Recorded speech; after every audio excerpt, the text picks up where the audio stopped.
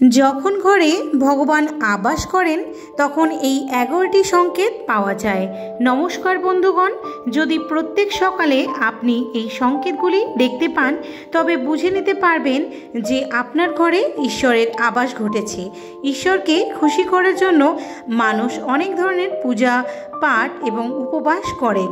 ঈশ্বরের সামনে সকাল বিকাল প্রদীপ জ্বালানো থেকে ভোগ নিবেদন করাও যেন ঈশ্বরের দয়া বজায় থাকে এবং তাদের জীবনে কোনো ধরনের সমস্যা যেন না আসে। এই বিষয়টি সকলেই জানে যে ঈশ্বরের পূজা এবং আরাধনা করার মাধ্যমে তিনি আমাদের আনন্দিত করেন। কিন্তু আপনি কি জানেন যে ঈশ্বর আমাদের এই বিষয়ে সংকেতও দেন? আসুন আমরা সেই সংকেতগুলির সম্পর্কে জানি। বন্ধুরা, যখন আপনি পূজা পাঠ করেন তখন ঈশ্বরের আবাস আপনার ঘরে ঘটে। তা তিনি সরাসরি বা পরোক্ষভাবে হয়ে থাকেন। যখন তিনি ঘরে আবাস করেন তখন আপনি তা অনুভব করেন। অনেক সময় আপনি তাকে দেখতে পান, অনেক সময় এমন হয় যে ঈশ্বর আপনার ঘরে আবাস করেন কিন্তু আপনার কিছু ভুলের কারণে ফিরে যান, আপনার কিছু কর্মের কারণে তিনি ফিরে যান। কারণ তখন প্রায় লোকেরা এই ভুল করেন, তারা একবার পূজা পাঠ করেন এবং তারপর ছেড়ে দেন, কিছুদিন পরে আবার পূজা পাঠ করেন এবং আবারও ছেড়ে দেন। সব কিছুই অনেক সময় এমনও আছেন যাদের ঘরে ঈশ্বরের আবাস করেন কিন্তু তারা নিজেও এই বিষয়টি জানেন না এবং তারা ভুলবশত ঈশ্বরকে অপমান করে। তারা বলছেন যে আমি ঈশ্বরের পূজা তো প্রতিদিনই করি, কিন্তু কেন ঈশ্বর আমাকে দেখা দেন না? এই সমস্ত কাল্পনিক কথাবার্তা আপনার ঈশ্বরকে বিরক্ত করে। তাই আজ আমরা এই ভিডিওতে আপনাকে সেই সংকেতগুলির সম্পর্কে বিস্তারিত জানাবো, যা আপনাকে নিজেই জানতে সাহায্য করবে যে ঈশ্বর আপনার ঘরে উপস্থিত আছেন। তাহলে চলুন সেই সংকেতগুলি জানি। কিন্তু তার আগে যদি আপনি চান যে ভগবানের আশীর্বাদ আপনার উপর অটুট থাকুন তাহলে এই ভিডিওটি একটি লাইক দিন, এই চ্যানেলটিকে অবশ্যই সাবস্ক্রাইব করুন এবং মন্তব্য বক্সে জয় শ্রীকৃষ্ণ, জয় শ্রীরাম, হর হর মহাদেব লিখতে ভুলবেন না। নাম্বার 1, যখন আপনি ঘুমিয়ে থাকেন এবং ব্রহ্ম মুহূর্তে উঠে যান, প্রতিদিন আপনার ঘুম এই সময়ে ভেঙে যায়। সাথে যদি ব্রহ্ম মুহূর্তে কোনো স্বপ্ন দেখেন, যেমন মন্দিরে আপনি পূজা করছেন বা মন্ত্রের জপ করছেন, তবে ব্রহ্ম মুহূর্তে দেখা এমন স্বপ্ন ইশারা দেয় যে আপনার ঘরে ঈশ্বর রয়েছেন। নাম্বার 2, যদি আপনি ব্রহ্ম মুহূর্তে শঙ্খের বা মন্ত্রের আওয়াজ শুনতে পান, ঘন্টার আওয়াজ শুনতে পান এবং কোনো নামের আওয়াজ শোনেন, যেমন কেউ আপনার কাছে রাম রাম বলছে, তাহলে এটি দ্বিতীয় সংকেত যে আপনার ঘরে ঈশ্বর রয়েছেন। নাম্বার 3, যখনই আপনি সকালে স্নান করে প্রস্তুত হন তখন আপনাকে একটি অদ্ভুত সুবাস পাওয়া যায়। এটি একটি অভূতপূর্ব গন্ধ যা আপনার ঘরে অন্য কারোর কাছে আসে না, কেবল আপনি অনুভব করেন। এটি কোনো সুগন্ধি বা অন্যান্য আগরবাতির সুবাস নয়, শুধু আপনাকেই অদ্ভুত গন্ধ অনুভূত হয়। এটি আপনার মন্দিরে ঘর থেকে আসে যেখানে ঈশ্বর আবাস করেন। আপনি যত বেশি মন্দিরের কাছে যাবেন ততই সেই গন্ধ বাড়বে। বন্ধুরা, এটি দেবদেবতার গন্ধ যা আপনাকে জানায় যে ঈশ্বর আপনার ঘরে বসবাস করছে। যখন গৃহে নেতিবাচক শক্তি প্রবেশ করে তখন ঘর থেকে একটি দুর্গন্ধ আসতে পারে, কিন্তু যখন ঈশ্বরের আবাস ঘটে তখন ইতিবাচক শক্তির প্রবেশ ঘটায় এবং আপনাকে একটি সুগন্ধ দান করে। এই সুগন্ধ খুবই সুন্দর, মিষ্টি এবং মোহগ্রস্তকারী। নাম্বার 4, যখন আপনি পূজা করতে যান এবং সেই সময়ে যদি কোনো প্রাণী যেমন কুকুর, বিড়াল, গরু অন্য কোনো ব্যক্তি আপনার দ্বারে আসে এবং এটি যদি সপ্তাহে 3-4 বার বারংবার অবিরাম ঘটতে থাকে তাহলে বুঝতে হবে যে ঈশ্বর আপনার ঘরে অবস্থান করছে। কারণ গরুকে মাতার স্বরূপ হিসেবে ধরা হয়, কুকুর ভৈরব বাবার প্রতীক হিসেবে ধরা হয়, আর যদি কোনো ভিক্ষুক আসে তাহলে সেটা ঈশ্বরের কোনো না কোনো রূপের অংশ বলেই মনে করবেন। তাই কখনোই তাদের তাড়িয়ে দেবেন না, বরং তাদের সন্তুষ্ট করুন, অর্থাৎ তাদের খাবার প্রদান করতে থাকুন, অর্থের বা অন্য কোনো জিনিসের দান করুন। নাম্বার 5, যদি আপনার রাতের বেলায় প্রায় স্বপ্নের মধ্যে ঈশ্বরের মূর্তি প্রতিচ্ছবি দেখা যায়, তাহলে এর মানে হচ্ছে ঈশ্বরের দয়া আপনার প্রতি সর্বদাই বজায় থাকবে। অনেক সময় এমন হয়ে থাকে যে আপনি কোনো কিছুর নেওয়ার জন্য এগিয়ে যান, কিন্তু নেওয়ার সময়ে আপনার মনে সংশয় আসে।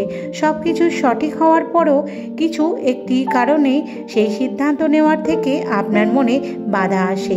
এর মানে হচ্ছে যে আপনার সাথে কোনো এক দৈবিক শক্তির আশীর্বাদ রয়েছে।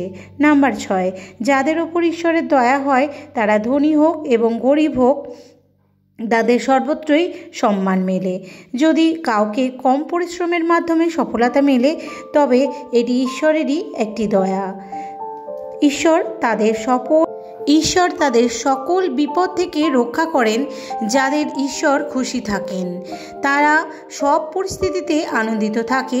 তাদের জীবনে যতই দুঃখ কষ্ট আসুক না কেন, সব বাধাই কেটে যায়। নাম্বার 7, উলু দেখানো শুভ। হিন্দু ধর্মে উলুর একটি বিশেষ স্থান রয়েছে। উলুকে লক্ষ্মীর বাহন হিসেবে দেখা হয়। তাই যদি কোথাও এই উলুকে দেখতে পান, তবে এটি একটি খুব শুভ সংকেত। যদি হঠাৎ করে কোথাও উলু দেখা যায়, তাহলে বুঝতে পারবেন যে মা লক্ষ্মী সেখানে অবস্থান করছেন। নাম্বার 8, খাদ্য ও পানীয়ের পরিবর্তন। মা লক্ষ্মী যে ঘরে প্রবেশ করেন, সেই ঘরে লোকেদের খাদ্যাভ্যাস পরিবর্তিত হতে শুরু করে।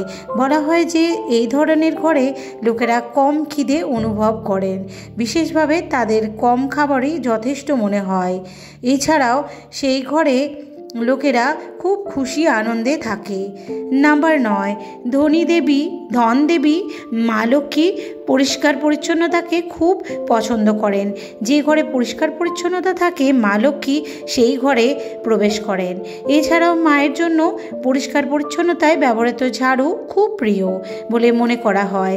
বলা হয় যে সকালে কোথাও যাওয়ার সময় যদি আপনার বাড়ির বাইরে কেউ ঝাড়ু দিচ্ছে, তবে এটি একটি অত্যন্ত শুভ সংকেত। নাম্বার 10, শঙ্খের আওয়াজ শুভ সংকেত দেয়। হিন্দু ধর্মে শঙ্খকে একটি গুরুত্বপূর্ণ স্থান দেওয়া হয়েছে। এতটাই নয়, শঙ্খের আওয়াজও খুব শুভ বলে মনে করা হয়।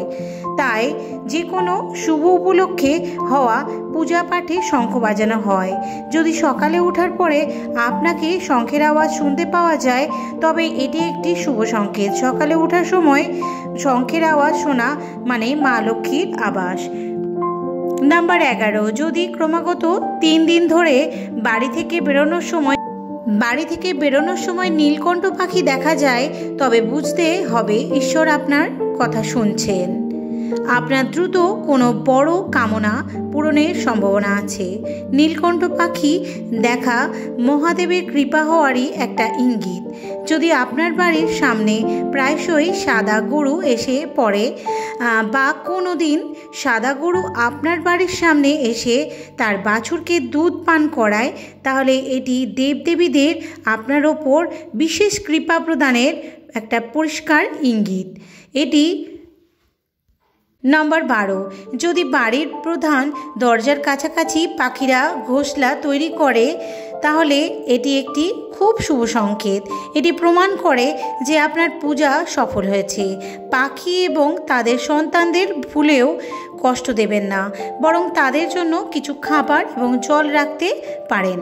যদি পূজা করার সময় আপনি এত আবেগপ্রবণ হয়ে পড়েন যে আপনার চোখ দিয়ে অশ্রু ঝরতেই থাকে, তাহলে এটি প্রমাণ করে যে ঈশ্বর আপনার মননের আহ্বান শুনেছেন।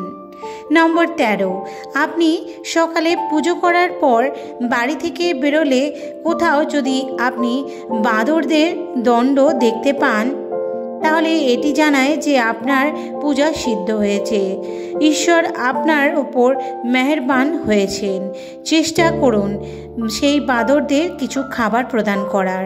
যদি আপনার বাড়িতে কোনো আগরবাতি বা কোনো রুম স্প্রে বা কৃত্রিম সুগন্ধি ব্যবহার ছাড়াই বাড়িতে সুবাস এবং গন্ধ বেরোচ্ছে, তাহলে বুঝে নেবেন ঈশ্বরের বাস ঘটেছে আপনার বাড়িতে। নাম্বার 14, পূজা করার সময় বাড়িতে কোনো অতিথির আমন্ত্রণ ঈশ্বরের কৃপা নির্দেশ করে। যদি অতিথি কোনো উপহার নিয়ে আসেন তবে এটি পরিষ্কারভাবে নির্দেশ করে যে ঈশ্বর আপনার পূজা গ্রহণ করেছেন। যদি পূজার সময় জ্বালানো প্রদীপের শিখা হঠাৎ দ্রুত জ্বলে ওঠে তবে বুঝতে হবে যে আপনার পূজা সিদ্ধ হতে চলেছে এবং ঈশ্বরের কৃপায় আপনার সমস্ত দুঃখ দূর হতে চলেছে। যদি প্রায়শই আপনার ঘুম সকাল 3টে থেকে 5:30টার মধ্যে ভেঙে যায় তাহলে বুঝবেন এটি ভগবানেরই একটি অশেষ কৃপা। নম্বর 15, যে ব্যক্তির বারংবার রাতে 3টে থেকে পরবর্তী সময়ে ঘুম ভেঙে যায় এটি নিয়ে কোনো সাধারণ বিষয়জনিত অবস্থা করা উচিত নয়। এটি খুবই শুভ সংকেত বলে মনে করা হয়। বলা হয় যে রাতে 3টের পরে দেবদেবীদের শক্তিগুলি জাগ্রত হয় যা আপনাকে অনেক কিছু বলতে চায়। সেই সময়ে আপনি বারংবার সকাল 3টের পরে উঠে পড়ে থাকলে তাহলে বুঝতে পারবেন যে ভগবান আপনাকে কিছু বলার ইঙ্গিত দিচ্ছে। নাম্বার 16, যদি আপনার স্বপ্নে উঁচু উঁচু পর্বত এবং তাতেও জলপ্রপাত দেখা যায় এবং আপনি সেই পানিটুকু পান করেন তাহলে নিশ্চিতভাবে আপনি সফলতা পাবেন। যদি আপনি আপনার শিক্ষা সঠিকভাবে ব্যবহার করে পরিবার পরিচালনা করতে পারেন তবে একটি ঈশ্বরের কৃপার দ্বারা সম্ভব। বিশ্বে এমন অনেক মানুষ আছে যারা শিক্ষিত হলেও শিক্ষা সঠিকভাবে ব্যবহার করতে পারেন না। যাদের স্বাস্থ্য ভালো থাকে তাদের উপরই ঈশ্বরের বিশেষ কৃপা থাকে। স্বাস্থ্য খারাপ হলে শুধু আপনার শরীরের উপর প্রভাব ফেলে না বরং অনেক অর্থনৈতিক ক্ষতিও হয়। তাই যারা স্বাস্থ্যবান তারা নিজেদের ভাগ্যবান বলে মনে করেন। যদি আপনার জীবনসঙ্গী মেলে তাহলে এটি সেই ঈশ্বরেরই কৃপা ফল। এক ভালো জীবনসঙ্গী আপনার পুরো জীবনকে সুখময় করে তোলে, কিন্তু যদি জীবনসঙ্গী খারাপ হয় তাহলে আপনার পুরো জীবনই খারাপ হয়ে যায়। ভিডিওটি সম্পূর্ণ দেখার জন্য ধন্যবাদ। রাধে রাধে।